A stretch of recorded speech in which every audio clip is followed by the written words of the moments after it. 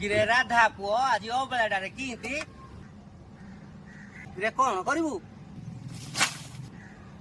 ଇଏ ମାଛ ଫାଛ ଧରିକି ନାଇଲୁଣି ତମେ କିଛି ଭଲ ଭଲ ହୁଅନି ତମେ ତମର ଚପଲ ଧୁଅ କିରେ ଏଡେ ରାଗ କିଆଁ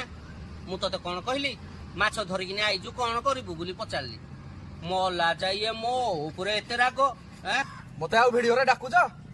ମତେ ଆଉ ଭିଡିଓରେ ଡାକୁଛ ଆଜି ଏକା ପୁଡିବି ଏକା ପୁଡିକିନା ଖାଇବି ମାଛ ଓହୋ ଯେମିତି ଆମେ ମାଛ ପୋଡା ଖାଇନୁ ମୁଁ ଏଇଭଳିଆ ମାଛ ପୋଡାକୁ ଅନାଏନି ତୁ ତୋର ବନେଇକିନି ଖାଉନୁ ଇଏ ମତେ ମାଛ ପୋଡା ଖୁଏଇବ ବୋଲି ଡରେଇ ହଉଛି ମୁଁ ଯେମିତି ଖାଇନି ମତେ ଭିଡିଓରେ ଡାକୁନ ମୁଁ ତମକୁ ମାଛ ପୁଡା ଦେବି ଖା ବନେଇକିନି ଖା ମୁଁ ଯଦି ଅନେଇଥିବି ତ ମାଛକୁ ତାହେଲେ ମୋ ନାଁରେ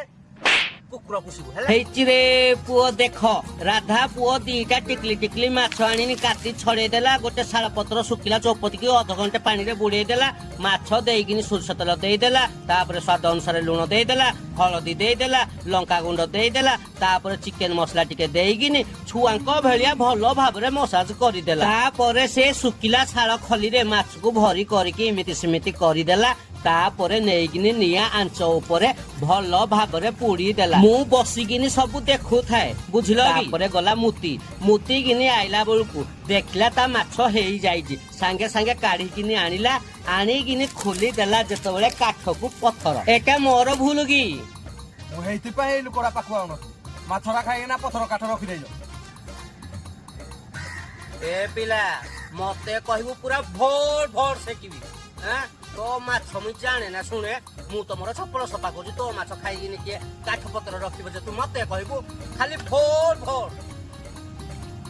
ମତେ କହୁଛି ମାଛ ମୁଇଁ ଖାଇଦେଇଛି ଏଟା ପାଖକୁ ମୁଁ କେବେ ଆଇବି नो आमा तो तेज तमी खुजी मरुजी जा बेजा या मा छपुड़ा मुई खाई देली माछ पुराड़ा भारी टेस्टी थिला